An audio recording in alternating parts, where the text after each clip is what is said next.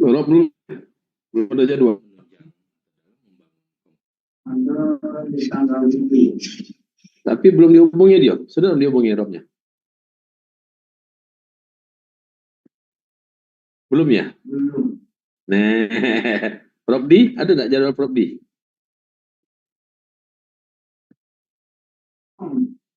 Hah? Iya, di Silverton. Sudah? Belum ada email? Belum ada jadwalnya? Adanya Nori. Cuma Nori aja? Ada belakang kok. Nobel.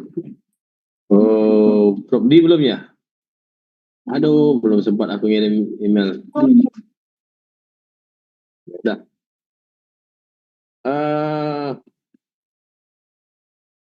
Ya, hari ini berapa nih? Acara berapa nih? 1, 2, 3, 4,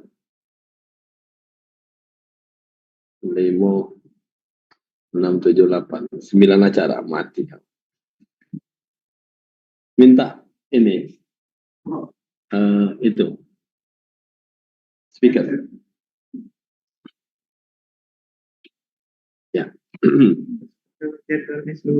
Jadwal apa pula? Sudah jadwal. Uji. Ini 9 acara gitu.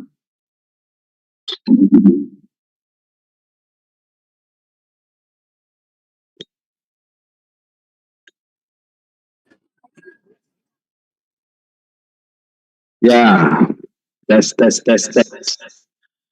Adik-adik semua, apakah suara saya bisa didengar? Bisa. Baik ya. Terima kasih sudah menunggu. Saya mohon maaf, ini acara saya yang ke-9 hari ini ya. Jadi mudah-mudahan bisa punya semangat nih. Masih semangat ya. Kalau saya masih bersemangat, Anda juga harus bersemangat. Anda bisa bayangkan hari ini saya rapat ada berapa tuh? Nguji ada 2, ngajar 1 pagi tadi. Kemudian rapat 4, 5 rapat ya. Dokter Rabla, Jati, Obed, ini ya 5 ya. Jadi hari ini kita memulai sebuah kuliah blok fungsi tubuh manusia yang introduction-nya sudah diberikan oleh Dokter Budi ya. Tapi sebelum itu izinkan saya untuk minum dulu sebentar. Saya belum sempat minum.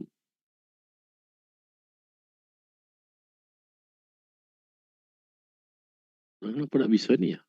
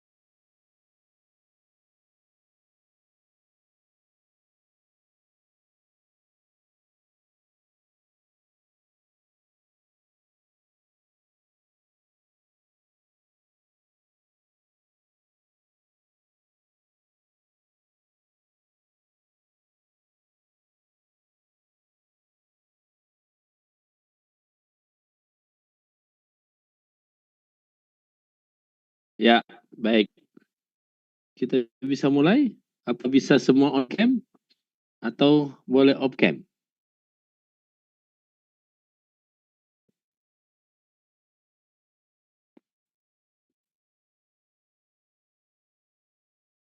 Hmm.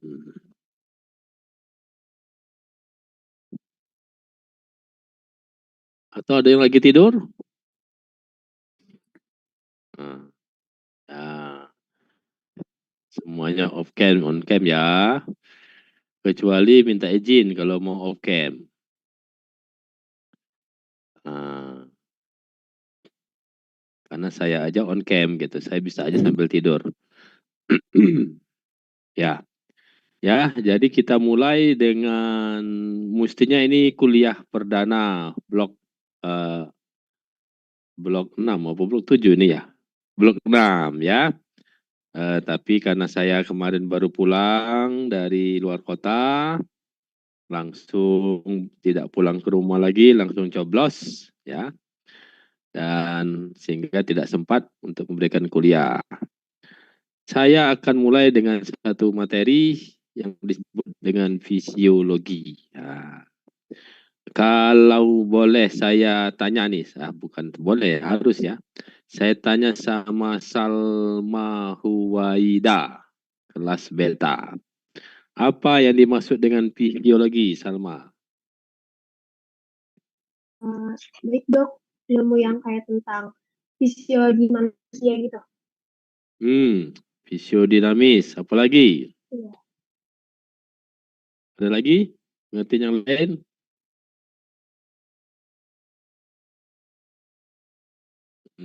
Bentar, bentar.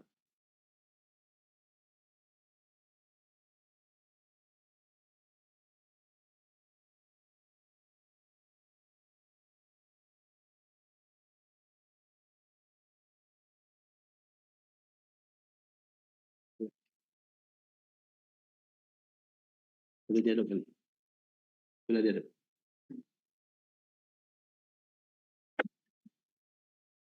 Ya, baik kita mulai ya. Jadi fisiologi itu bahasa Latin ya.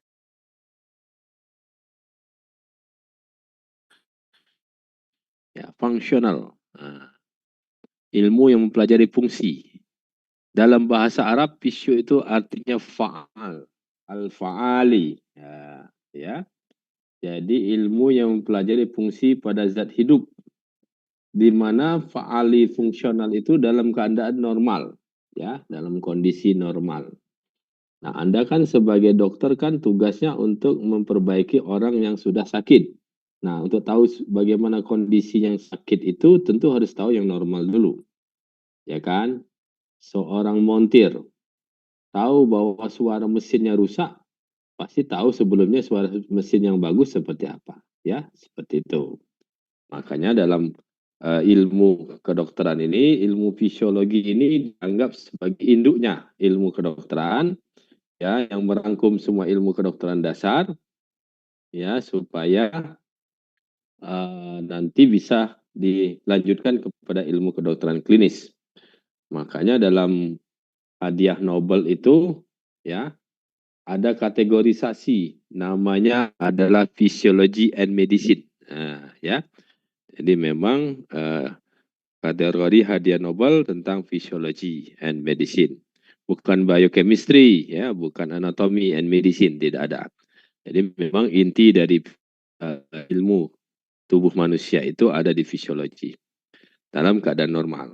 Kemudian fisiologi sebenarnya bukan hanya pada manusia, ada juga pada tumbuhan. Contohnya bagaimana pisang tidak bisa berbuah 2 kali. Ya, itu dipelajari pada fisiologi tumbuhan.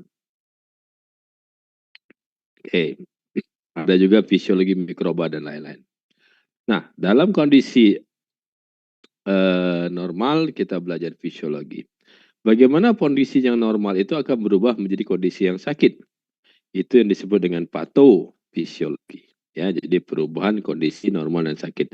Misal, mengapa orang yang tadinya sehat, begitu hatinya sakit atau livernya sakit, berubah jadi kulitnya berwarna kuningan.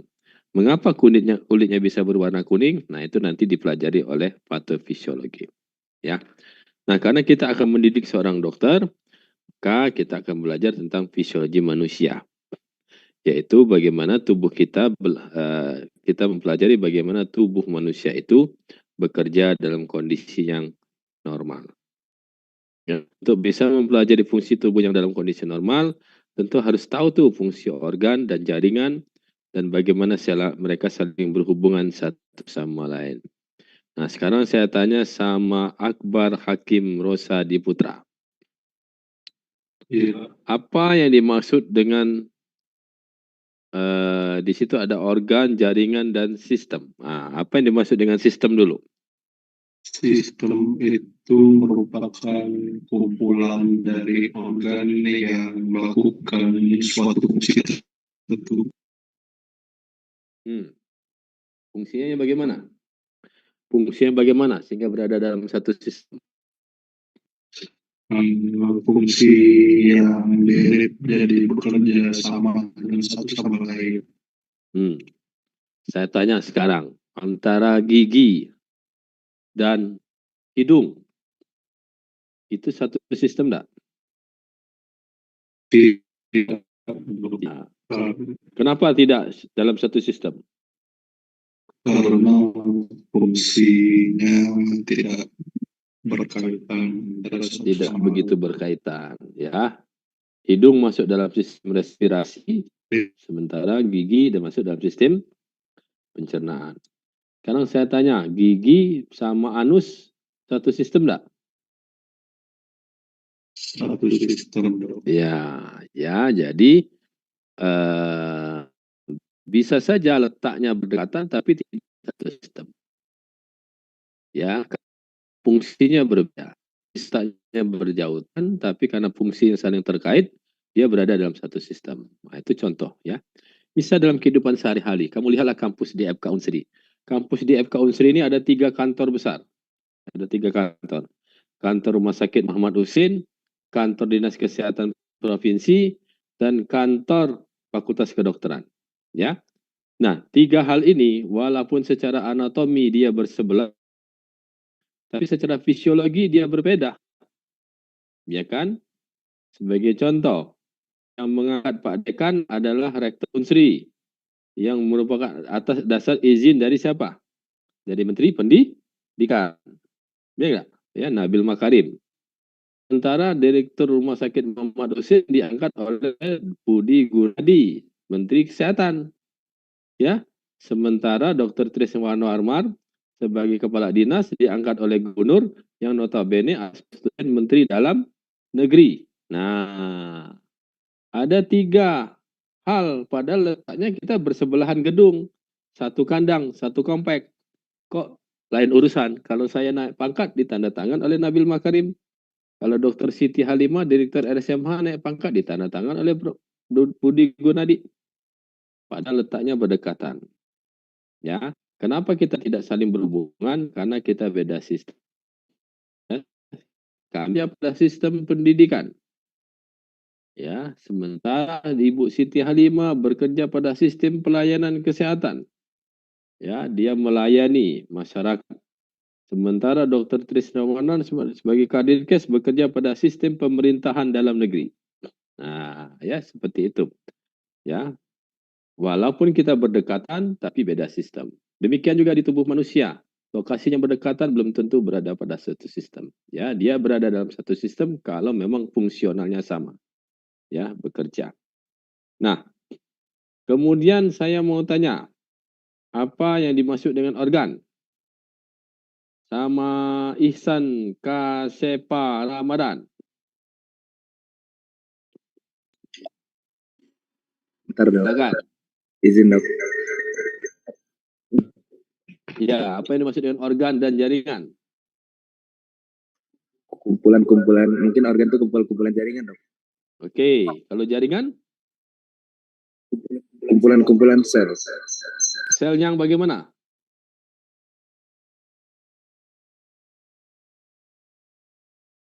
Maaf dok, kurang tahu dok. Harus tahu lah, habis blok histo. Bloknya Dr. Penny harus tahu tuh, ini masih dengan jaringan. Silakan, siapa yang bisa jawab? Nujia, Laila Marupira. Apa itu jaringan? Nujia. Kumpulan sel-sel dengan fungsi yang sama, dok. Ya, kumpulan sel dengan fungsi dan bentuk yang sama, ya. Ada jaringan epitel. Kumpulannya terdiri dari sel yang tipis semua. Fungsinya sama, yaitu membungkus. Jaringan wave. Sel kubunya kotak-kotak semua. Karena dia kotak, kokoh. Dia berperan sebagai stroma. Jadi dia menunjang. Begitu ya. Kalau epitel tipis. Nama-namanya, di mana-mana kalau bungkus itu selalu tipis. Ya. Ya, integumentum rata-rata kumpulan epitel yang tipis, ya. Tipis itu jadi pembungkus dia. Pelapis, ya. Oke, jaringan itu kumpulan sel yang sama. FK Unsri sebuah organ, ya kan? Di dalamnya ada jaringan kelas, terdiri dari kumpulan kelas. Ada jaringan tutorial, ada jaringan administrasi. Itu kumpulan ruangan-ruangan sel administrasi, ya, seperti itu. Harus tahu ya sebagai dokter nih, ya ini ilmu dasar sekali.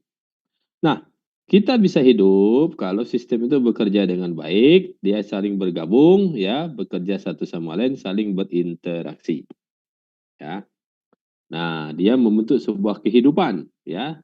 Manusia bisa hidup karena masing-masing sistem berjalan, ya, berjalan dengan bagus. Palembang, Indonesia bisa maju, bisa normal hidupnya, kehidupan di atau di Palembang semua karena sistemnya bekerja bagus. Sistem transportasi berjalan baik, tidak ada jalan yang putus, hancur lebur. Sistem pendidikan berjalan dengan baik, sistem ekonomi berjalan baik, sistem perbankan berjalan baik, semuanya bekerja satu sama lain, ya, berdasarkan fungsinya masing-masing. Nah, itulah kondisi tersebutlah di mana masing-masing sistem bekerja pada satu kondisi normal, itu yang disebut dengan homeostasis, ya. Nah, sistem tubuh kita bisa dibagi menjadi 11 kelompok sistem atau kelompok organ, ya, yaitu sistem neuron, sistem spatial sense, sensori khusus, sistem endokrin, sistem respirasi, sistem digestif, sistem kardiovaskuler, sistem darah dan sistem imun, urinaria, reproduksi, muskuloskeletal, dan integumentum. Nah, sistem tersebut ini bekerja satu sama lain untuk membentuk kehidupan, ya. Nah, sekarang kita bicara fisiologi, ya, di mana tubuh kita berada dalam kondisi normal, bekerja semua karena selnya tetap hidup. Nah, sekarang hanya bagaimana sih kita bisa hidup pada tingkat seluler, ya. Sel bisa hidup karena melakukan aktivitas biologi dengan menggunakan energi, ya. Aktivitas biologi itu terjadi melalui suatu proses yang disebut dengan metabolisme. Ya, metabolisme itu nama lainnya adalah perubahan. Ya. Jadi ingat pemilu nih, perubahan, ya. Jadi perubahan. Jadi itu adalah metabolisme, atau bahasa lain dari metabolisme itu adalah perubahan kimia atau reaksi kimia, ya. Nah, di mana proses itu berjalan dengan baik karena manusia itu memelihara metabolismenya dengan baik sesuai dengan tupoksi yang disebut dengan homeostasis, ya, artinya kondisi di mana semua sel bekerja baik, sistem bekerja baik tanpa saling ganggu, semua menjalankan tupoksinya, itulah kondisi namanya homeostasis. Oke. Nah, itu tadi saya bilang metabolisme adalah rangkaian reaksi proses kimia yang terjadi di dalam sel. Ada yang tahu berapa tipe metabolisme?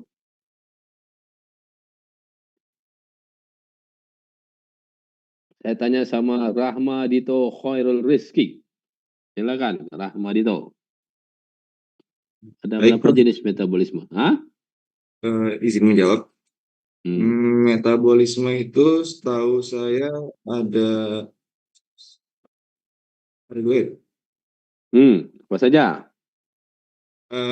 Anabolisme dan katabolisme, Prof. Oke, apa beda keduanya? Apa ya? Kurang ingat, Prof. Bisakah dibantu oleh Salsabila Azhara?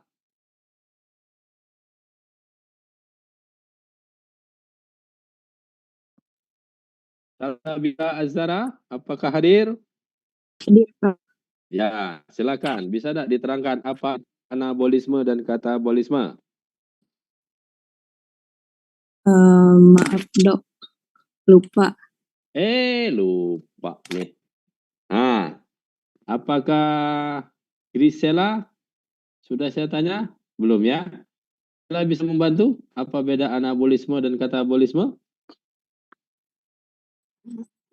Permisi dok, kalau anabolisme itu dari sederhana menjadi kompleks. Ya, Itu oke. mempercepat jadi sederhana.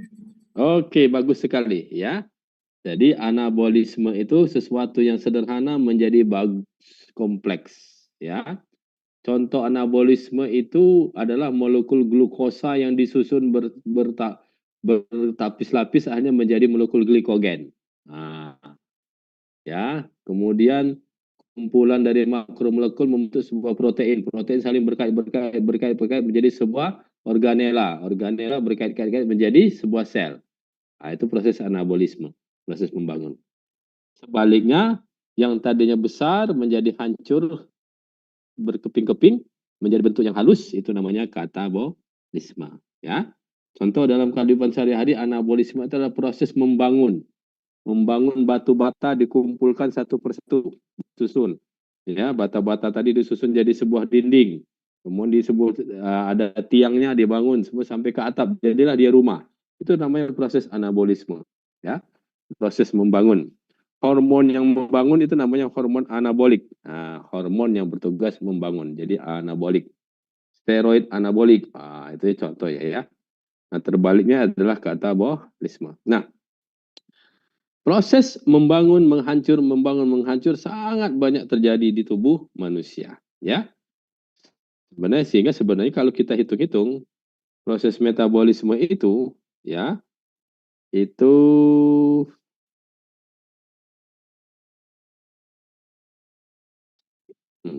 nah, ya, pada saat slide ini saya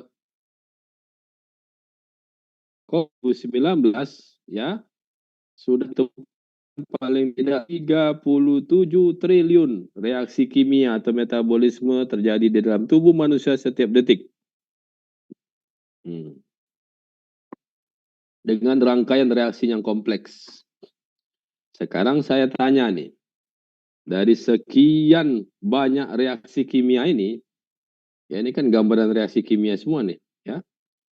Mana proses yang memancing perhatian Anda atau eye catching? Gambar yang mana? Menurut Hagai Aginta, gambar yang mana Hagai Aginta? Di situ saya melihat ada lingkaran warna ungu. Lingkaran warna biru. Ya, kelihatan dia di tengah-tengah kan? Oke. Itu lingkaran apa, Hagai?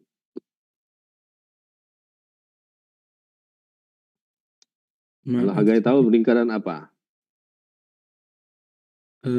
Maaf, saya kurang tahu, Dok. Apakah siklus Krebs? Oke, Andre Sagala tahu nggak? Mungkin. Iya. Siapa yang tahu tuh? Bisa langsung menjawab. Izin menjawab, Dok. Siapa? Siklus Krebs bukan, Dok? Oke, siklus Krebs. Siapa yang menjawab nih? Nadia, Dok. Nadia apa? Nama lengkapnya saya catat Nadia nih. Siapa tahu Salsabila. saya kasih bonus nih. Siapa? Nadia Salsabila. Nadia Salsabila. Ya, nanti saya pesan ke dokter Budi ya. Nadia Salsabila tak kasih bonus. Makasih, Karena Dok. volunteer. Volunteer, kalau volunteer boleh nih. Volunteer benar ya. Kalau disuruh menjawab benar, tak kasih bonus tak. Nah, itu adalah siklus Krebs. Ya. Siklus Krebs itu merupakan satu reaksi kimia yang sangat penting, paling penting pada tubuh manusia. Ya, begitu pentingnya itu karena hidup matinya sel itu bergantung pada siklus Krebs. Ya. Dan yang menemukan siklus Krebs namanya Tuan Krebs. Ya. Tuan Krebs ini saking pentingnya reaksi kimia yang dia temukan itu diganjar hadiah Nobel dia ya pada tahun 1920-an, lupa saya ya. Krebs cycle ya. Nah, Krebs cycle itu sangat panjang ya. Saya walaupun saya sudah S2, sudah S3, bahkan pada saat saya S2 belajar di kedokteran olahraga, setahun saya menghabiskan 3 kitab buku metabolisme energi yang tebal-tebal, McArdle, Fox, dan Arkoviru. Saya tetap tidak hafal siklus Krebs. Tidak apa-apa lah ya. Kenapa? Ya, karena repot menghafalnya. Tapi saya bisa membuat satu resume dari siklus Krebs ini. Apa resumenya dari siklus Krebs? Nah, inilah resume siklus Krebs. Sebuah reaksi oksidasi yang sederhana. Ya, yaitu siapa yang tahu apa bahasa Latinnya CH2O? Bahasa Indonesia Izin, juga dokter. ada. Ya, siapa namanya? Siti Salwa, dokter. Oke, Siti Salwa, apa bahasa Latin CH2O? Itu karbohidrat, dokter. Jadi Betul karbo sekali. sama hidrat. Iya, ya. Jadi itu adalah karbohidrat. Ya. Karbon C dan H2O adalah air, itu karbohidrat, ya. Bentuk yang terkenal adalah C1H2O1, berarti C-nya kalau C-nya 6, H-nya harus 12, O-nya 6, berarti itu namanya glukosa, ya. Kalau C-nya 5, H-nya harus 10, O-nya 5, berarti itu adalah fruktosa, ya, seperti itu. Oke, bagus ya. Nah, nanti kalau belajar biokimia gitu aja nanti supaya mudah ya. Kalau 121 karbohidrat, kalau tidak ikut kaidah 121 misalnya C-nya 5, H-nya 12, O-nya 7, nah, itu bukan karbohidrat, tapi masuk kategori lemak ya. Oke, kalau dia ada unsur nitrogen berarti amin, vitamin, oksin, tiroksin, ya, itu masuk dalam kelompok protein, amin, ya. Oke, nah inilah suatu reaksi sederhana di mana karbohidrat adalah suatu makanan yang kita konsumsi setiap hari, itu ditambah oksigen. Jadi menambahkan oksigen supaya ikatan karbohidrat itu pecah menjadi air dan karbonnya diikat oleh oksigen sehingga ada sendiri elektronnya keluar dan elektron inilah menjadi sumber energi. Ya, inilah reaksi kehidupan manusia.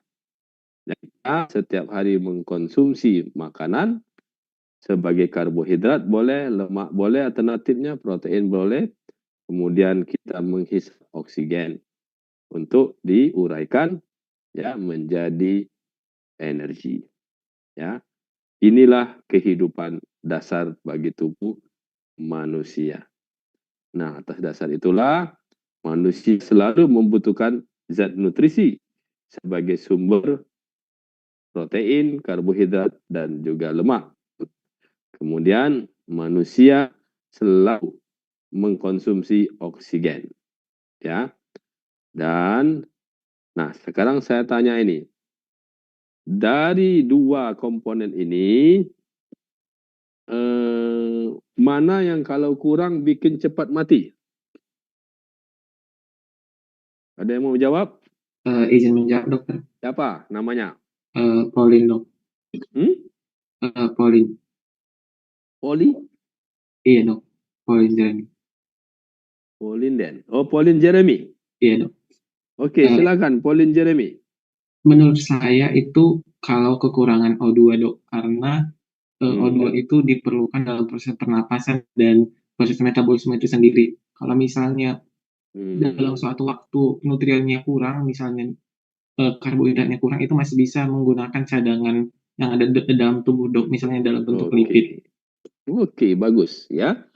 Cadangan gula pun masih ada dalam bentuk glikogen. Ya. Jadi oksigen bikin cepat mati kalau kekurangan. Sekarang saya tanya, mengapa oksigen bikin cepat mati? Karena tadi sudah dijawab tuh, kalau gula ada cadangan. Berarti kalau oksigen ada cadangan nggak? Pauline? Tidak, dok, harus diperoleh setiap hari. Tidak ada. Bagus ya. Jadi tidak ada cadangannya oksigen. Nah, saya mau tanya lagi nih sama kalian nih. Kenapa Tuhan tidak menciptakan tempat untuk cadangan oksigen di tubuh manusia? Sehingga tidak perlu lagi ada orang yang mati tenggelam. Tidak perlu lagi ada orang yang mati digantung gitu kan, masih bisa diselamatkan atau terbekap begitu. Kenapa tidak ada cadangan oksigen di dalam tubuh manusia itu? Kita boleh dong protes sama Tuhan, ya. Coba kalau ada cadangan oksigen di tubuh manusia, tidak ada orang yang mati karena serangan jantung. Ya, karena dia sama kayak gula lah gitu. Kita tidak usah makan sehari semalam masih bisa hidup. Coba deh ada cadangan oksigen. Kita tidak perlu bernapas sehari semalam, kita masih bisa hidup. Nah, kira-kira ada yang bisa menjawab? Kenapa tidak ada cadangan oksigen di dalam tubuh manusia? Siapa? Rizky. Oke, Rizky. Mengapa Rizky? Saya oksigen itu merupakan radikal bebas yang dimana tidak boleh lama dalam tubuh dan dia harus dikeluarkan secara langsung gitu, Dok. Oke, bagus ya. Jadi cadang oksigen itu pisau bermata dua, ya. Dia dihisap itu karena hanya untuk membelah, menghancurkan. Ya, apa yang dia hancurkan? Dia menghancurkan gula atau karbohidrat tadi supaya jadi energi. Itu gunanya oksigen. Artinya oksigen itu sesungguhnya jahat, ya. Bahasa Indonesia oksigen itu apa? Zat asam. Ya kan? Jahat oksigen itu. Tugasnya menghancurkan. Ya, cuman tadi dia tujuannya mulia, yang menghancurkan gula itu. Tapi kalau dia berlama-lama di dalam sel, di dalam tubuh kita, ya dia bukan hanya gula dia hancurkan, dia akan hancurkan protein, inti sel, membran lipid, nukleotida, mitokondria, DNA, hancur semua. Ya, sehingga kalau ada cadangan oksigen di dalam tubuh manusia, saya yakin dalam beberapa jam saja tempat tersebut akan jebol, digerogoti sama dia. Ya, makanya oksigen itu tidak boleh disimpan. Oksigen itu hanya mengalir saja, begitu ya. Tapi ada tapinya tadi ya. Dia sangat dibutuhkan. Makanya akhirnya Tuhan menciptakan satu mekanisme bahwa kita harus menghisap oksigen dan akan berubah sekejap menjadi CO2 dan dihembuskan lagi. Ya, jadi oksigen tidak boleh tersimpan lama-lama di dalam tubuh manusia. Ya.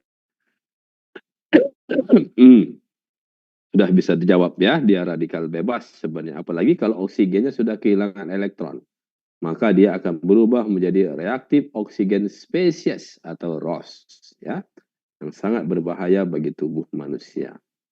Nah, lantas inilah sumber kehidupan kita. Kita butuh makanan sebagai sumber energi, kita butuh oksigen sebagai sumber untuk penghancur makanan tersebut, dan kita butuh air.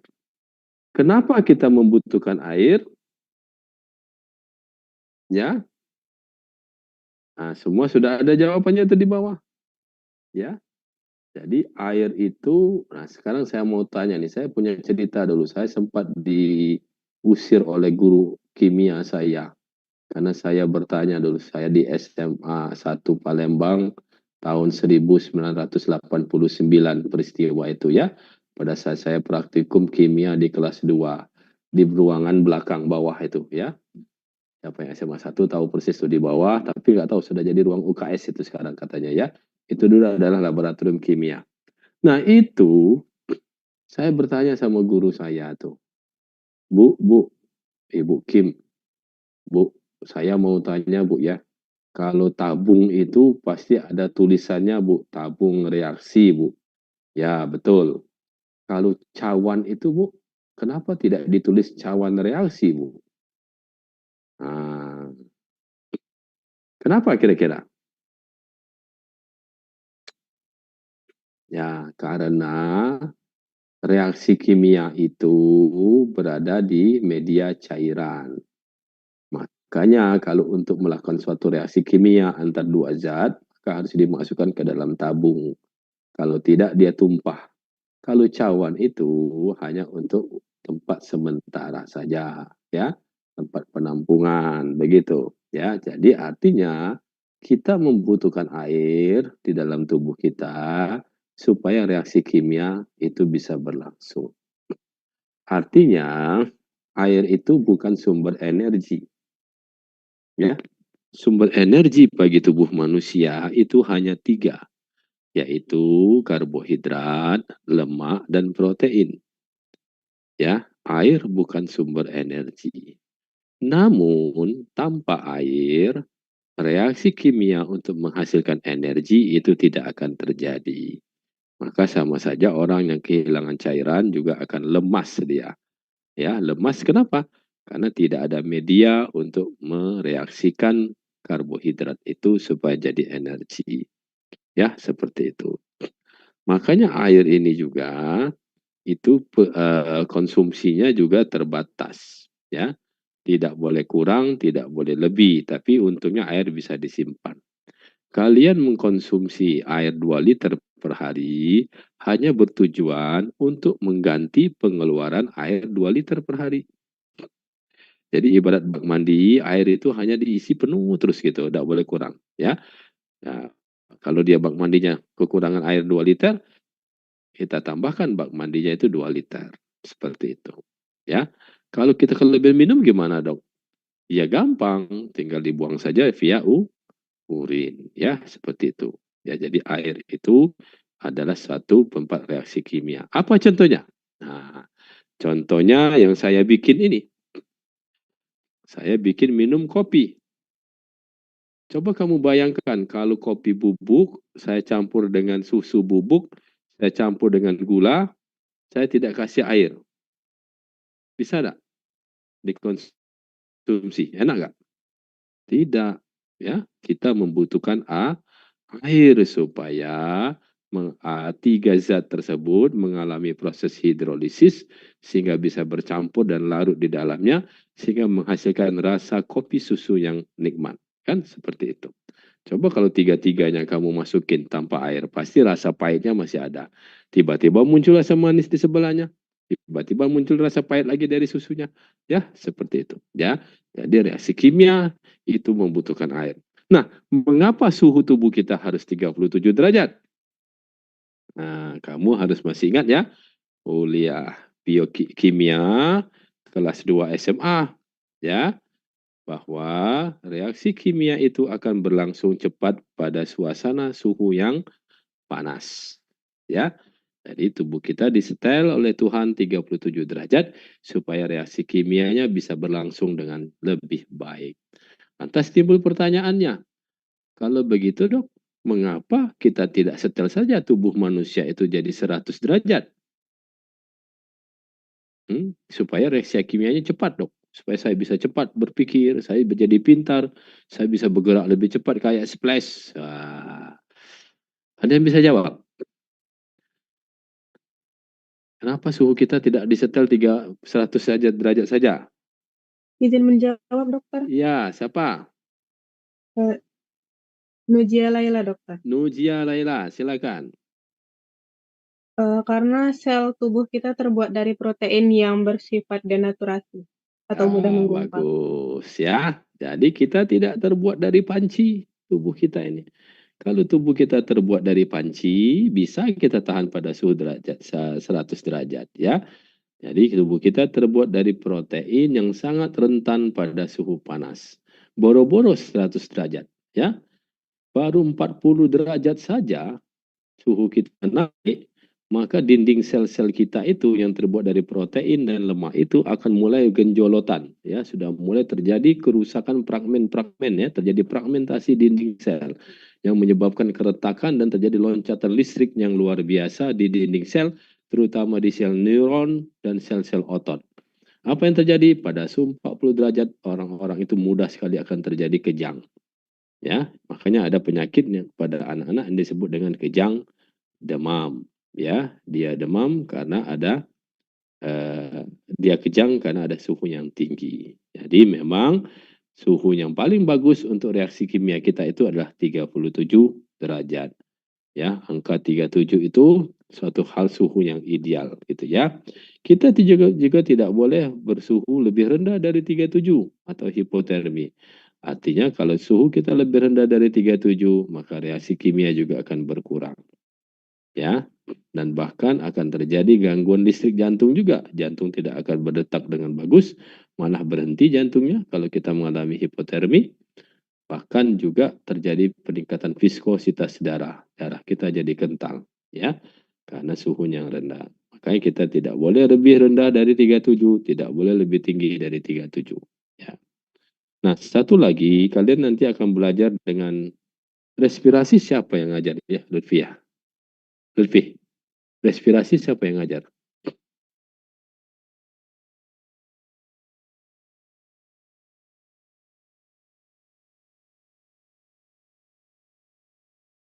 Respirasi.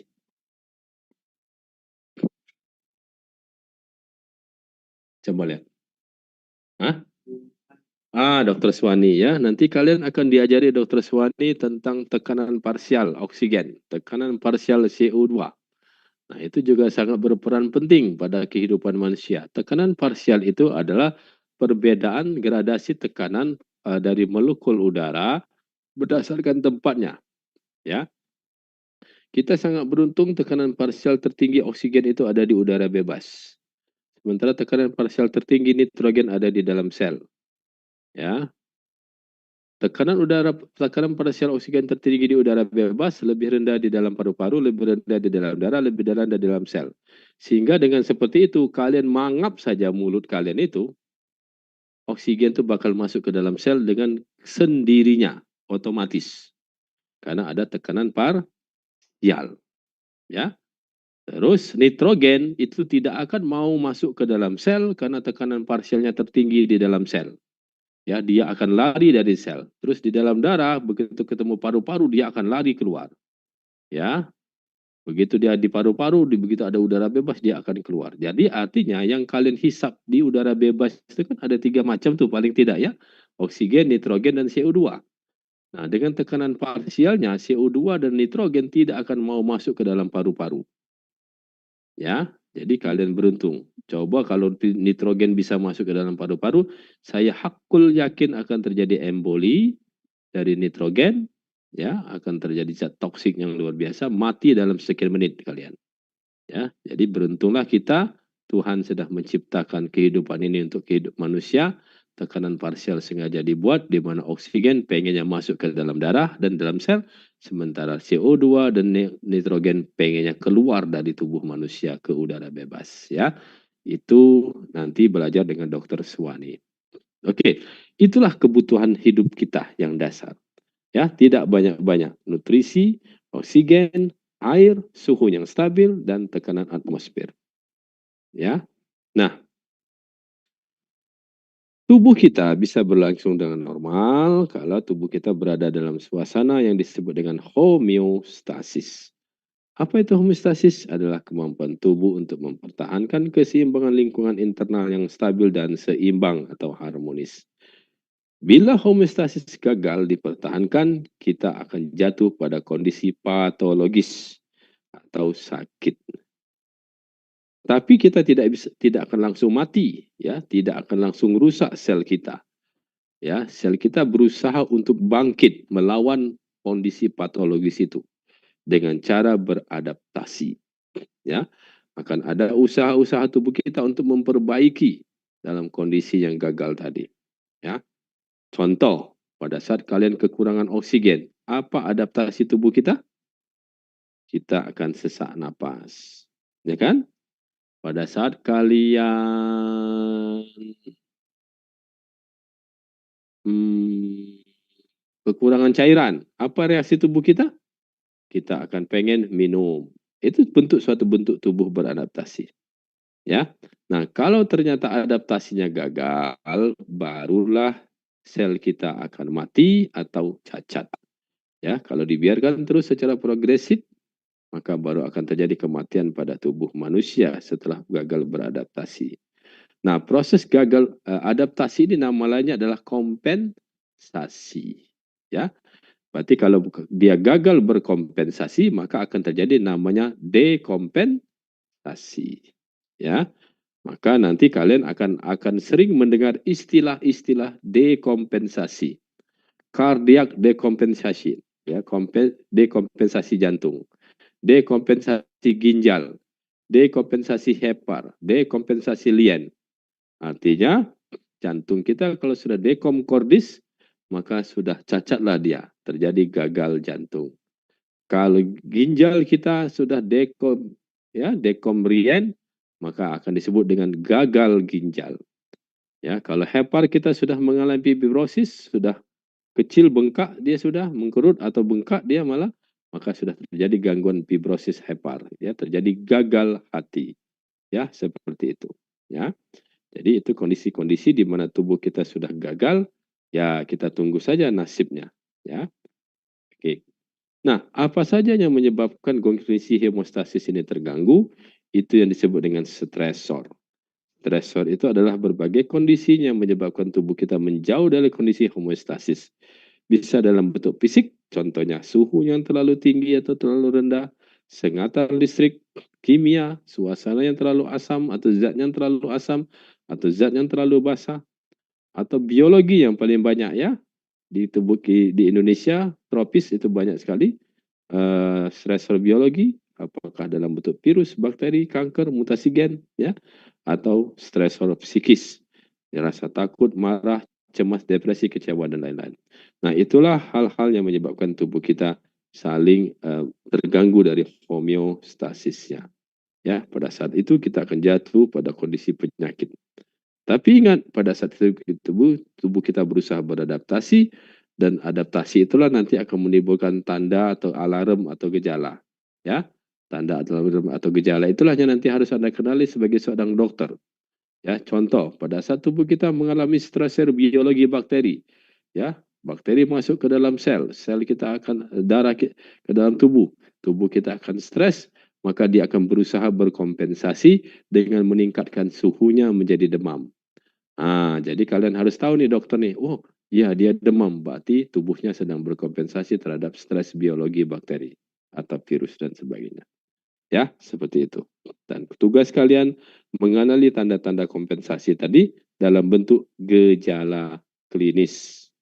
Ya, itulah tugas dokter, mengenali penyakit itu dengan mengenal tanda-tanda kompensasinya atau gejala klinisnya. Begitu kekurangan oksigen, kita akan sesak napas. Begitu begitu gangguan otak, kita akan pingsan. Ya, begitu jantung kita kurang oksigen, rasa nyeri yang muncul, rasa pegal yang muncul kalau otot kita kekurangan oksigen. Ya, begitu hepar kita terganggu oleh virus, maka kuninglah yang muncul di mata kita. Ya, begitu ginjal kita terganggu, kencingnya jadi berkurang. Itu tanda-tanda kompensasi yang sedang terjadi di tubuh yang harus kalian kenali sebagai seorang dokter yang disebut dengan gejala klinis, ya. Oke. Nah, tubuh kita akan bekerja satu sama lain pada masing-masing sistem, berintegrasi dia, berkomunikasi dia, ya, sehingga dari satu sistem akan akan berhubungan dengan sistem yang lain. Ya, apa yang terjadi pada digestif akan berdampak pada kardiovaskuler. Apa yang terjadi pada kardiovaskuler akan berdampak pada semua sistem yang lain, ya, paru-paru, ginjal, dan semuanya, ya, dan bahkan ke otak. Ya, inilah suatu komunikasi antar sel atau antar sistem kita.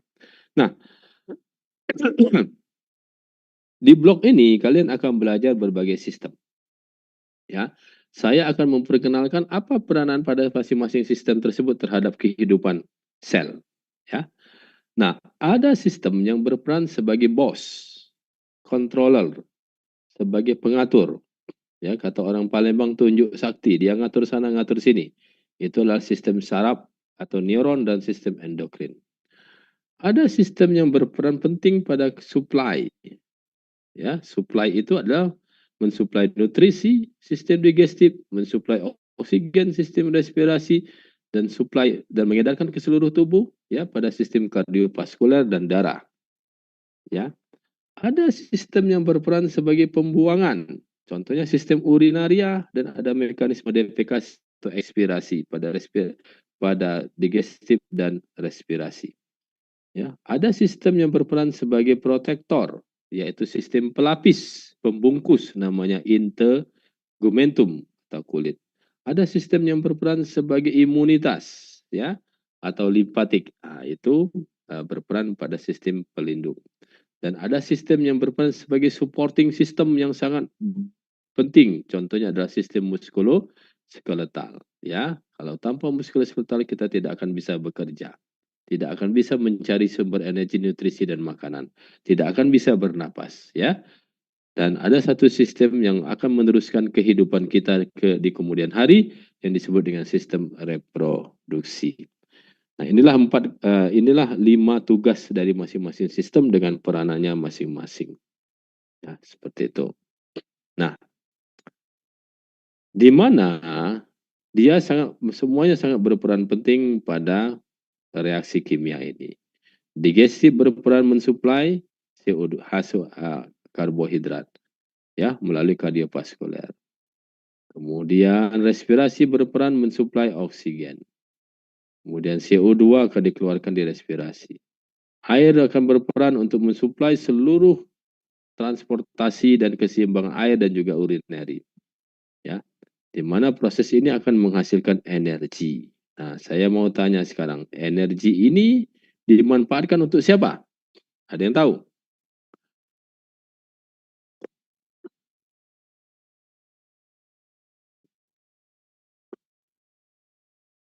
Energi dimanfaatkan untuk siapa? Logika saja ya. Kalau sebuah pabrik menghasilkan keuntungan, maka keuntungan itu dipakai untuk bayar apa dulu? Bayar gaji kan? Gaji karyawannya. Maka energi itu dipakai untuk sel itu sendiri. Ya, untuk biological activity ya, seperti itu. Nah, di mana dia? Ya, kalau dia di antara semua biological activity, sekarang saya mau tanya lagi nih. Ya, energi itu dipakai untuk internal activity. Siapa yang gajinya paling besar dalam sebuah pabrik itu? Pasti sang bos. Ya, pasti nomor 1 adalah direktur yang gajinya paling besar. CEO gaji nomor 1 ya. Dialah yang paling tinggi. Siapa CEO di tubuh kita? CEO di tubuh kita adalah the brain, otak. Ya, karena dialah yang berperan sebagai controller, pengatur, begitu. Apa buktinya, Dok? Contoh, pada saat kalian mengalami luka tusuk, misalnya berkelahi, luka tusuk, perdarahan, apa yang terjadi? Kompensasi yang terjadi apa? Ada yang bisa jawab? Saya kasih bonus. Kalau ada orang mengalami luka tusuk karena berkelahi, terjadi perdarahan yang banyak, apa yang terjadi pada tubuhnya? Pernah lihat orang yang mengalami luka tusuk?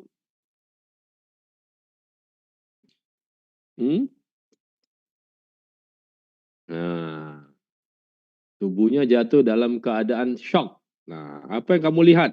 Tanda gejala kompensasinya apa? Orang shock. Izin menjawab dokter, mungkin ya, silakan. Najwa ya? Ya dokter. Apa Karena Najwa? shock tadi, mukanya mungkin pucat dokter. Pucat, bagus.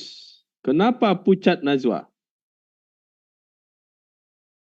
Karena mungkin lambatnya aliran darah. Iya, betul. Jadi, dia pucat kan pada saat itu kita kehilangan darah. Darah yang tadi disuplai 5 liter per detik, itu karena banyak bocor, tidak bisa balik lagi ke jantung, sehingga darah yang disuplai di jantung hanya mungkin 4 liter per menit, bukan 5 liter, 5 liter per menit, berubah menjadi 4 liter per menit. Berarti akan ada defisit 20% atau 1 liter. Lantas, otak kita itu tidak boleh kehilangan 1 mililiter pun. Ya, kalau tubuh kita menerapkan keadilan, maka otak kita yang tadi cuma dapat mungkin sekitar 1 liter per menit misalnya, itu harus dapat jatah 800 cc. Ya enggak? Nah, otak tidak boleh dapat 800 cc. Otak tetap harus dapat 1 liter per menit. Lantas kalau begitu, berarti jatah otak itu tetap harus seperti, ya berarti ada orang lain yang harus dikorbankan. Iya. Jadi pada saat kalian mengalami shock itu, pasien yang mengalami shock itu, sebenarnya tubuh kita sedang mengorbankan yang tidak begitu penting, yaitu kulit. Kulit jatah darahnya dikurangi, sehingga kulit kelihatan pucat. No problem, tidak apa-apa. Kulit pucat mati nggak apa-apa. Yang penting otak tidak boleh mati. Itu contoh kompensasi. Ya, jadi pada saat kalian kehilangan darah itu, maka pembuluh darah otak kita akan memerintahkan lakukan tindakan, aktifkan simpatis, lakukan vasokonstriksi untuk tempat-tempat tertentu khususnya di kulit dan juga untuk otot, sehingga kulitnya pucat, dingin, lemas ototnya, supaya saya dan jenderal saya namanya jantung dan juga asisten menteri saya yang namanya ginjal tidak boleh kurang. Nah, itu contoh ya bagaimana kondisi shock satu tubuh dikorbankan untuk menyelamatkan bagian tubuh yang lain. That is kompensasi. Dan sebagai dokter yang bagus harus tahu tuh, oh iya berarti kulitnya sedang korban, no problem. Ya, seperti itu. Nah, kalau otak sudah cukup, ya, ibarat main catur kan, percuma saja bidak ada, menteri ada, tapi rajanya mati ya, percuma saja. Ya, seperti itu. Nanti kalian akan banyak tahu ya pada saat ilmu-ilmu emergensi kenapa otak itu jadi sangat penting ya.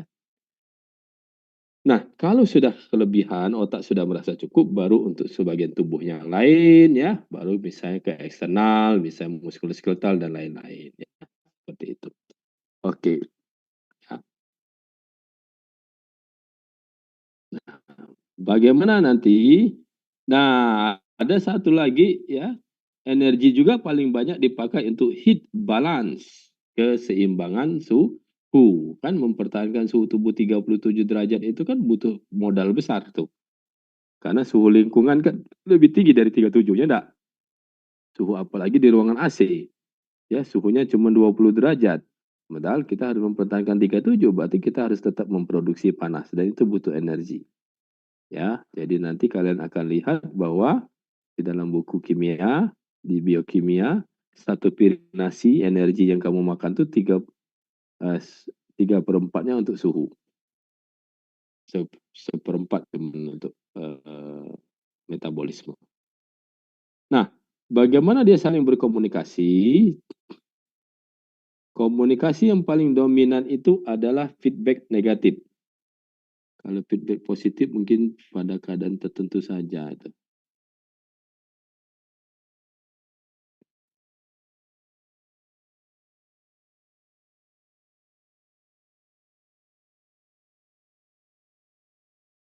Jadi yang dominan adalah feedback negatif.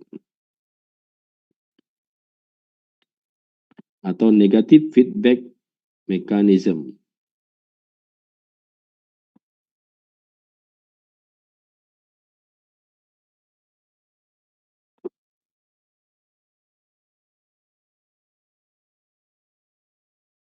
Ya. Nah, jadi yang paling banyak itu adalah negatif feedback negatif, ya. Jadi contohnya kadar gula darah. Kalau kadar gula darah naik habis makan, maka insulin keluar supaya kadar gula darahnya turun. Itu namanya negatif feedback mechanism.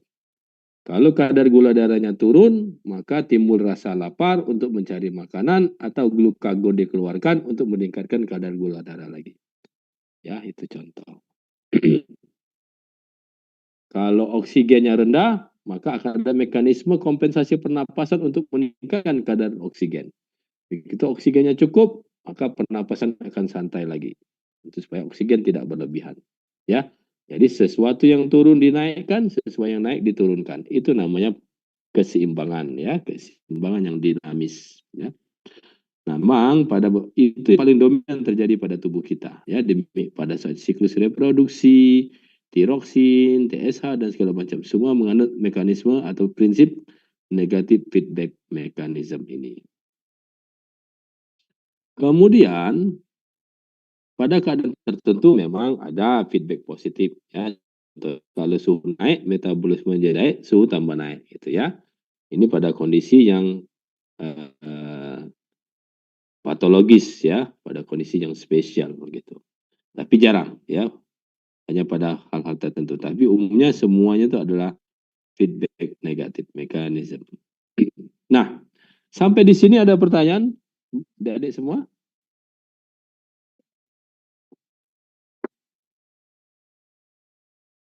Kalau tidak ada, saya akan lanjutkan. Memang belajar fisiologi itu tidak mudah ya, tapi mengasihkan. Belajar fisiologi karakternya berbeda dengan belajar anatomi.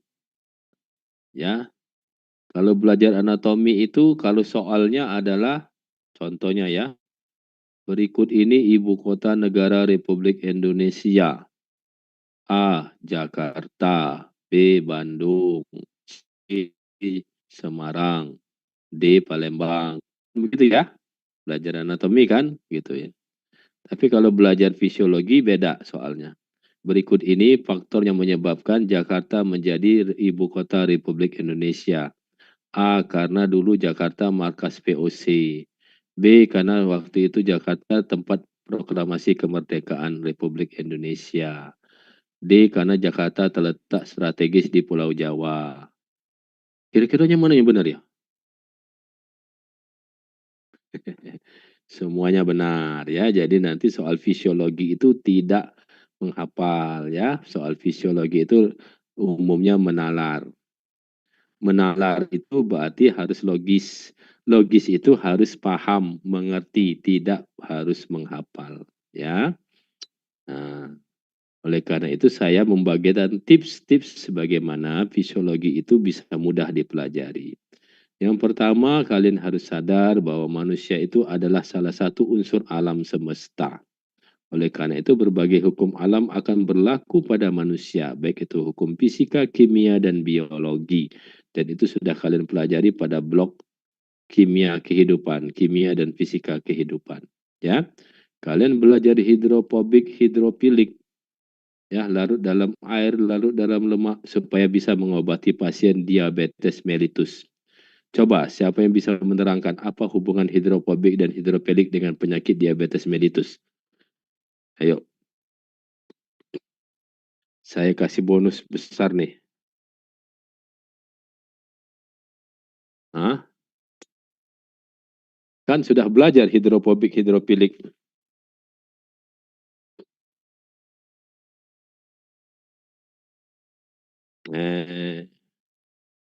Tidak ada yang dapat bonus besar. Izin menjawab, dokter. Oh, siapa? Imam. Silakan Imam. Ya, dokter, sebelumnya Imam izin Rofid Alhan. sendiri, Ya. saya Imam Nasari. Menurut saya, dokter, kaitannya diabetes mellitus dengan sifat molekul yang hidrofobik dan juga hidrofilik itu ada di sinyalnya atau pesan yang disampaikannya berupa protein insulin, di mana protein insulin itu bersifat hidrofilik, kalau nggak salah, mau dikoreksi dokter. Sehingga nanti pada reseptornya bisa terdapat di membran sel. Namun apabila hidrofobik, maka proteinnya bisa menembus dari membran sel itu sendiri ke reseptor yang ada di nukleus atau di sitoplasma selnya. Itu dari saya. Terima kasih. Jawabannya benar, tapi kalau itu soal fisiologi jadi salah. Ya. Jadi gampang jawabannya. Hidrofobik berarti takut dalam air, berarti larut dalam lemak. Hidrofilik berarti larut dalam air, takut dalam lemak. Glukosa itu adalah hidrofilik. Dia larut dalam air, sehingga dia mudah sekali mengalir di dalam darah. Beredar ke seluruh tubuh, larut dalam air, dalam darah. Sementara dinding sel itu terbuat dari lemak yang bersifat hidrofobik. Atas dasar itulah glukosa tidak bisa menembus dinding sel. Karena sifatnya berbeda. Dinding sel larut dalam lemak, glukosa larut dalam air. Maka glukosa tidak bisa menembus dinding sel. Ya, untuk itulah glukosa harus melewati dinding sel, harus melewati pintu khusus, yaitu yang disebut dengan lipoprotein, kombinasi antara lemak dan protein yang bisa menyatu sebagai buffer proteinnya, ya. Dan pintu itu harus punya kuncinya. Kuncinya adalah insulin. Kalau insulinnya rusak, otomatis glukosa tidak akan mungkin masuk ke dalam sel sampai kapanpun. Ya enggak? Otomatis pasiennya mengalami hipoglikemi. Gejalanya muncul karena tidak ada glukosa di dalam sel, energi tidak bisa terbuat, mudah capek, mudah lelah.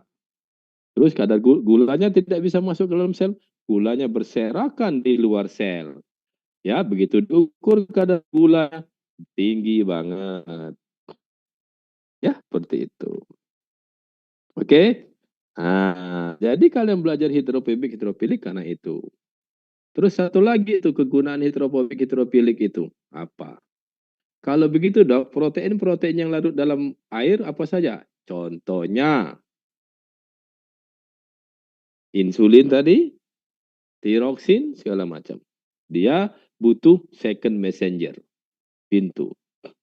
Kalau hormon-hormon yang larut dalam lemak, itu tidak perlu second messenger. Dia akan bisa langsung tembus ke dalam sel, dia akan tembus ke dalam mitokondria. Ya, dan dia akan langsung tembus ke dalam inti sel dan segala macam. Makanya hormon-hormon dalam lemak itu, yang larut dalam lemak itu cenderung berguna untuk reproduksi, untuk sintesis, untuk pembelahan sel. Ya, contohnya estrogen, testosteron, itu larut dalam lemak, nggak butuh dia second messenger, langsung masuk ke dalam. Makanya dia pakai untuk sintesis protein, yang sesuatu aktivitas di dalam inti sel. Ya, itu contoh. Ya. Nah, jadi ilmu alam sangat berguna pemahamannya. Kalian sangat mudah sekali membedakan orang sakit bengkak di seluruh tubuh karena gagal jantung atau gagal hepar hanya dengan belajar sistem hidrostatika cairan pipa ledeng. Ya, kalian akan sangat mudah belajar tentang sistem aliran saraf di neuron. Kalau kalian melihat fenomena aliran listrik di rumah kalian, ada kabelnya, ada soma, ada akson yang memanjang. Kenapa aksonnya ditutup dengan sekat mielin kayak bungkus kabel itu? Kenapa kabel harus dibungkus? Ya supaya tidak saling setrum. Oh, jadi sekat mielin itu membatasi interaksi antar sel, antar neuron. Iya, supaya tidak saling setrum. Kalau tidak, kejang demam terus kalian, kejang terus menjelonjotan tiap hari kalau tanpa akson, tanpa sekat mielin. Terus bagaimana komunikasi antar neuron? Itu lihat tuh, cetekan di dinding tuh. Hidup mati, stekernya. Oh, itu sinaptik ya? Iya. Tinggal disambung aja kalau mau. Tapi bedanya sinaptiknya neuron itu pakai zat kimia, namanya neurotransmitter. Kalau sinaptiknya di listrik di rumahku itu cukup pakai manual aja. Cetek hidup, cek sambung, putus nyambung, gitu. Oh, kalau begitu kita harus tahu tuh karakter neurotransmitter. Sudah belum kuliah neuron? Siapa yang ngajarin? Siapa? Lutfi? Hah? Hah? Tentang otonom. Dokter Dias atau dokter Nursia? Sarap. Dokter Nursia, ya. Kalian nanti akan belajar satu yang disebut dengan neurotransmitter pada otonom. Itu dihafal ya, ada satu tabel itu hafal ya.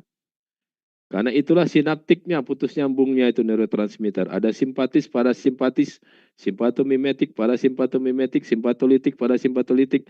Itulah nanti membedakan dokter yang keren sama dokter yang bodoh. Kenapa? Karena seluruh obat-obatan pada sistem tubuh kita, ya, kecuali antibiotik itu bermain di sana. Pasien sesak napas, dok. Waduh, kita tambahkan alfa agonis, simpatomimetik pada sistem perasaan. hilang sesak napasnya. Pasien hipertensi dok, kita blok itu betanya. Kita tambahkan alpanya di reseptor kalsiumnya, tensinya turun. Pasien itu dok, berdebar-debar, kita blok pakai blocker, beta blockernya. Wah, simpatomimetiknya kita blok. Dok, pasien impoten, kasih simpatomimetik yang ini. Ya, dok, pasien diare, kasih blok Imodium, dia yang memblok alfa. Nah, dok, obatnya malah bikin dia ini sembelit dok, nggak mau habis. Oh, kita kasih lawannya. Nah, itulah beda dokter hebat, dokter bodoh nanti ya. Siapa yang bisa menguasai simpatik dan parasimpatik, insya Allah dia jadi dokter yang pintar.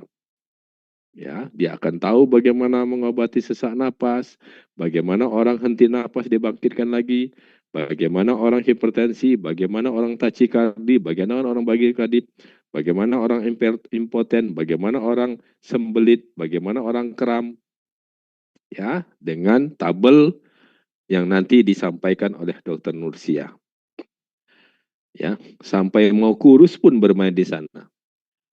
Ya, oke. Nah, jadi kalian harus belajar hukum-hukum alam tadi yang sudah diajarkan oleh Dr. Budi, Pak Sadakata, Ibu Padma, Pak Arwan, itu dipraktekkan kembali. Lihat intisarinya, jangan belajar semua. Ya, ada hukum fisik, kimia, dan biologi. Jadi belajarlah tubuh manusia dengan mengamati fenomena alam. Ya, kalian bisa tahu nih pasien shock kardiogenik, shock neurogenik, shock anafilaktik, shock hipovolemik hanya dengan melihat fenomena aliran air di dalam rumah. Nah, ya, oke. Nah, ini contoh tadi ya, saraf bekerja dengan aktivitas listrik. Aktivitas listrik terjadi karena ada aktivitas ion natrium, kalium, kalsium yang berlangsung di dinding sel. Jadi ilmu alam tak boleh dilupakan. Sehingga saya membuat satu hipotesis, bukan hipotesis ya. Saya membuat sebuah analogi yang menarik yang menyebabkan saya dikasih duit sebesar 750 US dollar berangkat ke Taipei untuk memaparkan gambar ini. Ya, dalam colloquial speaker. Ya, saya menganalogikan tubuh manusia seperti kota Palembang, di mana kota Palembang itu ada jaringan interstisial. Di dalamnya terdiri dari kumpulan sel. Di antara kumpulan sel itu ada kapiler. Di dalam kapiler, habis dari kapiler itu ada halaman yang disebut dengan interstisial. Setelah halaman ada dinding sel yang sifatnya permeable, persis kayak dinding rumahku. Orang bisa masuk, nyamuk bisa masuk, kucing bisa masuk lewat jendela, tapi mobil tak bisa masuk. Oh iya, itu dinding yang semi permeable. Betul. Di dalam sel itu ada apa ya? Ada tempat sumber energi namanya dapur. Oh iya, mitokondria itu dapur ya. Oh, terus kalau untuk bereproduksi di mana? Di inti sel dong. Oh, rumah ayah ibuku dulu itu inti selnya kamar ayah ibuku tuh untuk tempat bercocok tanam, bereproduksi. Betul ya. Nah, ya, semua seperti itu. Bentuk sel macam-macam. Ya. Sel adiposa bentuknya kayak gudang. Persis banget kayak gudang. Gudang itu kantor administrasi yang kecil, gedungnya luas. Betul juga, itu sel adiposa. Terus kalau sel otot pasti panjang. Kenapa dia panjang? Karena gunanya memendek. Makanya harus panjang. Kalau dia pendek, nggak bisa lagi memendek dong. Berarti itu bukan sel otot. Jadi kayak gitu loh, belajar tubuh manusia itu. Why it is happen. Ya. Di luar rumah itu ada kompleks perumahan, jalannya kecil. Sehingga mobil harus lewat dalam kondisi pelan. Kenapa harus pelan di jalan kapiler? Supaya oksigen bisa lompat, CO2 bisa masuk, gula bisa keluar masuk. Coba kalau ngebut mobilnya di situ. Oksigen tidak bisa keluar masuk. Kalau di arteri ya harus ngebut karena dia jalan tol. Kan begitu. Ya enggak? That is interstitial. Interstisial ini lewat mana sih? Kemana-mana? Ya harus lewat jalan utama, protokol lah. Ya enggak? Kardiovaskuler. Loh, di dalam kardiovaskuler ada apa? Ada hemoglobin. Berapa rodanya? 4. Oh, oksigen bisa numpang? Bisa dong, bisa lebih cepat dong sampai ke otak. Bisa. Bisa enggak kami jalan kaki oksigen atau oksigen? Boleh, tapi lambat. Kalau mau numpang lebih cepat ya hemoglobin numpangnya. Begitu ya. Hemoglobin itu ibaratkan mobil angkot tuh. Kedatangan CO, karbon monoksida. CO bilang berapa? Tarif angkot 10.000. Saya bayar 2.100.000. Saya tidak ada mobil, tidak ada boleh satupun penumpang punya naik kecuali saya sendiri. Itu karbon monoksida. Matilah orang keracunan semua ya gara-gara karbon monoksida, oksigennya tidak ada yang mau numpang hemoglobin. That is realistis, that is alamiah, ya. Nah, ini kardiovaskuler. Kamu bisa bayangkan kalau kardiovaskuler kamu terganggu, pasti semua lumpuh, mati semua ya. Kota Palembang itu mati nih. Kalau suplai makanan dari mana? Gampang tuh, kita ambil dari pasar 16. Apa itu? Sistem digestif. Oh iya, kotor ya, bau ya, iya betul. Kalau mau suplai yang agak bagus-bagus, suplai elektronik yang mahal, baju mahal-mahal, oh itu sistem respirasi ya? Ya itulah mall. Ya enggak bersih, rapi, itu contoh supplier. Kalau mau buang sampah, sistem apa? Hah? Kalau mau buang sampah, sistem apa? Urinaria, betul ya. Jadi dalam urinaria ada sistem filtrasi. Filtrasi, ini ada botol. Berapa harganya? 1.000. Oke, pisahkan. Yang sudah terbuang sama itu filtrasi. Kita filtrasi yang masih bisa diambil, dijual, mana yang tidak bisa diambil, dibuang. Terus yang bisa diambil kita reabsorpsi. Oh iya, diambil lagi, dijual kembali. Yang tidak berguna, ekskresi. Oh, ya, itu yang terjadi kan di tempat sampah kan. Siapa yang mengatur? Pemulung kan. Siapa itu? Kapsulo Bauman itu pemulungnya. Ya, seperti itu contoh. Dok, ini semuanya bisa teratur dengan baik, terapi, teratur, semuanya berjalan dengan normal. Siapa yang ini? Ya ada yang ngatur lah. Ada perda, peraturan daerah tentang pasar, ada peraturan daerah tentang mall, toko, ada peraturan daerah perumahan, ada peraturan daerah tentang sampah. Siapa itu dok yang melakukan peraturan daerah? Ya, the boss lah, big boss. Ya enggak, wali kota, Palembang, that is sistem neuron dan endokrin. He is the boss one. Betul juga nih. Semua Palembang dalam keadaan aman. Kenapa dok? Ada yang patroli keliling dari otak sampai ke kaki, muter. Siapa tahu ada bandit dari Sungai Rebu datang. Oh, siapa dia? Patroli dia dok, patroli. Polisi Pamong Praja. Polisi Pamong Prajanya tubuh kita siapa? Sistem imunitas. Ya. Jadi ini contoh saja ya bagaimana kita bisa menganalogikan apa yang kamu pelajari di dalam tubuh manusia supaya gampang mengerti. Ya, sehingga nanti tidak bingung mengapa sakit liver bisa kuning, mengapa sakit ginjal bisa bengkak, apa beda bengkaknya sakit ginjal dengan penyakit jantung dan penyakit liver, tiga-tiganya punya gejala bengkak. Ya.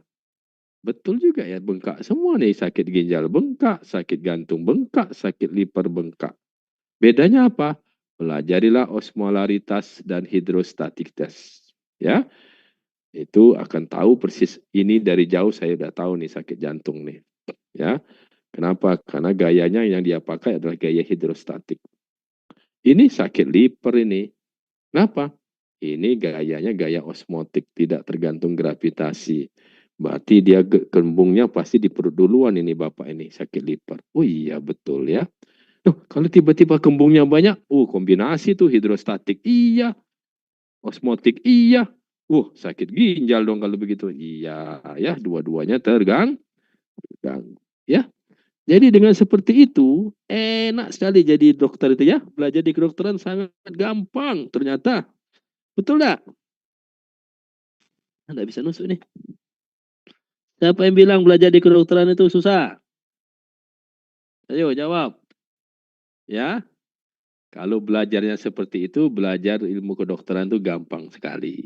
Ya, kalian coba cari logika-logika, analogi di balik itu sehingga kalian memahami. Ya, jadi atas dasar itulah maka saya menekankan kalau kalian menghafal pasti kalian akan jadi gila karena pasti lupa. Jadi belajar ilmu faal khususnya dan ilmu-ilmu klinis yang lain khususnya itu adalah harus paham. Ya, paham itu memahami, mengerti, ya nanti belajar tentang siklus jantung, sistolik, diastolik, mengapa tekanan darah korut kop 1 berbunyi, tidak berbunyi, itu semua ada analoginya semua. Ya, jadi pahamilah ilmu-ilmu dasar ini, belajarlah beranalogi, dan karena harus paham, harus membaca buku. Tidak boleh menghafal slide. Slide itu hanya untuk saya. Coba kamu, saya bercerita 2 jam, 3 jam dari gambar ini. Ini bisa jadi 10 soal nih. Apa yang mau dihafal dari gambar ini ya? Ya enggak? Nah, harus baca buku. Jadi minimal harus punya 1 dari 3 buku ini. Ya. Yang di bawah itu tidak diproduksi lagi. Mohon maaf ya, nasib kalian jelek. Yang di bawah itu sudah saya bikin 2008, sudah cetak mungkin 10 kali lebih. Sudah laku ribuan. Habis dia. Belum saya bikin lagi. Yang di atas lah kalian beli ya. 1 ya, masa mahasiswa kedokteran tidak punya buku teks fisiologi. Itu sesuatu yang sedih gitu ya. Karena kalian tahu penyakit segala macam dari buku fisiologi. Ada yang bagus ya, tapi tidak ada bahasa Indonesianya, namanya Silverton.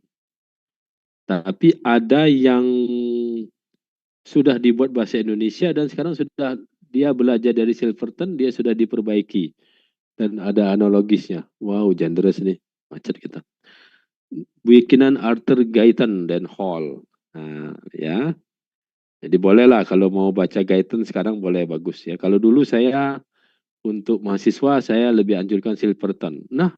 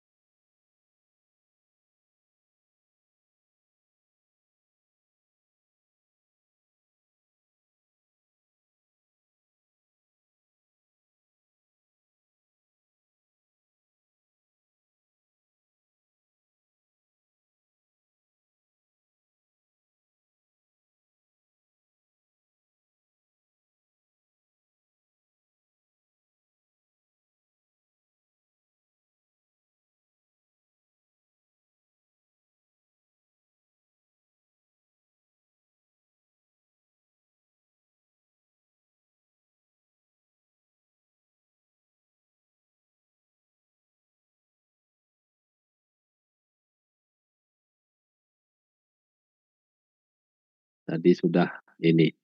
Nah, saya pikir itu ya. Jadi silakan kalau ada pertanyaan. Ada pertanyaan tentang kuliah perdana kita? Dengan saya sih. Cukup? Tidak ada pertanyaan? Ya, kalau tidak ada, saya pikir cukup sekian ya kuliah kita ya. Ini pengenalan saja. Silakan, selamat datang di blog kita. Blog kardiovaskuler. Ya.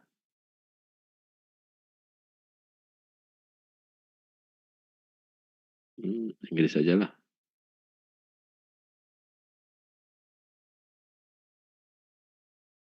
Ya, silakan nanti belajarlah ya dengan baik. Mungkin itu saja, cukup sekian dari saya. Terima kasih atas perhatian adik-adik semua. Saya mengucapkan Assalamualaikum warahmatullahi wabarakatuh.